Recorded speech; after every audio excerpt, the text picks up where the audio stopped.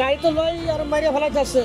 এই কথাগুলো বলবো যে আমরা সোনার লোককে তো আমরা পাইতেছি না, কারে বলবো? পাবলিক নেতা খেতারা যেভাবে আমাদেরকে হয়রানি করতেছে, মানে আমরা বিধি কিস্তির মধ্যে পড়ে গেছি ভাই। আমার বাপেরে দিঘির পরে শ্মশান ঘাটে ওখানে নিয়ে 4 হাত পাও বাইন্দা মাইরে ফেলাইয়া গাড়ি নিয়ে গেছে। দর্শক সবাইকে স্বাগত জানাচ্ছি দৈনিক ইনকিলাবের নিয়মিত আয়োজন নাগরিকের ভাবনার আজকের পর্বে।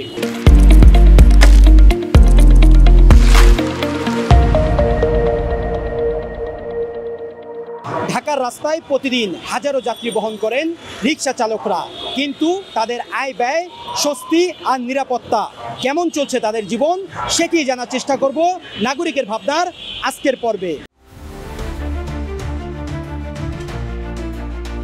আমার প্রথম কথা হইল বাংলাদেশ সরকারের কাছে আবেদন যে আমরা এই যে রিক্সা চালক আছি, আমাদের রাইতে যে দুর্ঘটনা আছে পাবলিকের হাতে, আর একটা দুর্ঘটনা পুলিশ প্রশাসনের কাছে। আমরা যে রোজগার করে খাবো আমরা উঠতে পারি না, নয়াবাজার গেলে ব্যাটারি খুলে নেয় এবং কি গাড়ি ভাঙ্গা ফালায় যাত্রাবাড়ি অমুক জায়গায়। তো আমরা কিভাবে চলবো? আমাদের ডক্টর ইউনূস সাহেবের কাছে একটাই আবেদন, এবং কি পরবর্তীতে যে সরকার আসবে একটাই আবেদন যে আমাদের গরিব দুঃখীর মাঝে ওই সরকার যেন থাকে। সুপার ফ্রেশ ফর্টিফাইড সয়াবিন তেল, শুরু হোক হেলদি লাইফের জার্নি। আমার বাপেরে দিঘির পরে শ্মশান ঘাটে ওখানে নিয়ে 4 হাত পাও বাইন্দা মাইরে ফেলাইয়া গাড়ি নিয়ে গেছে। এই 4 মাস ধরে কোনো আমি পাচ্ছি কি আপনার বাবার রিক্সা ছিল? না, ভাড়ার রিক্সা। সে আপনার যার রিক্সা হ্যাঁ ও মনে করেন গুরুত্ব দেয় না।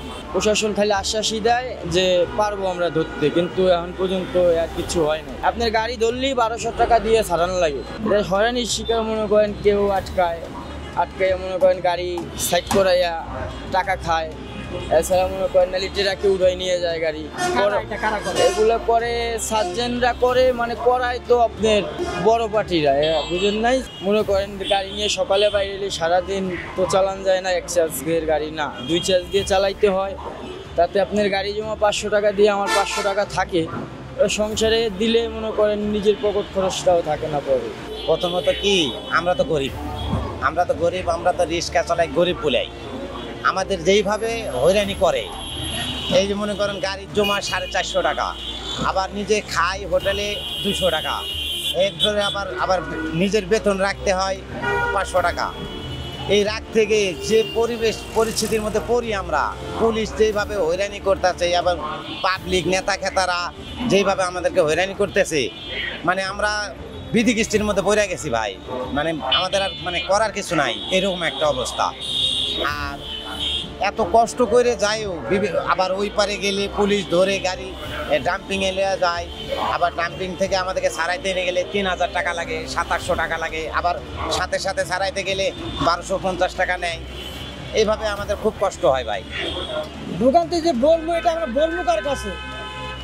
মানে এখন তো মানে নাই সরকার, এখন যার মতো সবাই নেতা, এখন কারে বলতে আমরা তো সেই লোক খুঁজে পাইতেছি না। আমরা যে রাস্তা চালাইতে এই যে যাত্রী সাহায্যে যাইয়া গাড়ি তো লয় আর মারিয়া ফেলা যাচ্ছে। এই কথাগুলো বলবো যে আমরা সোনার লোককে তো আমরা পাইতেছি না, কারে বলবো? প্রত্যেক দিন এই যে আপনার ঝিলমিল আছে, এখানে 2-3টা করে মানুষ ওই মারিয়া গাড়ি যাইতেছে।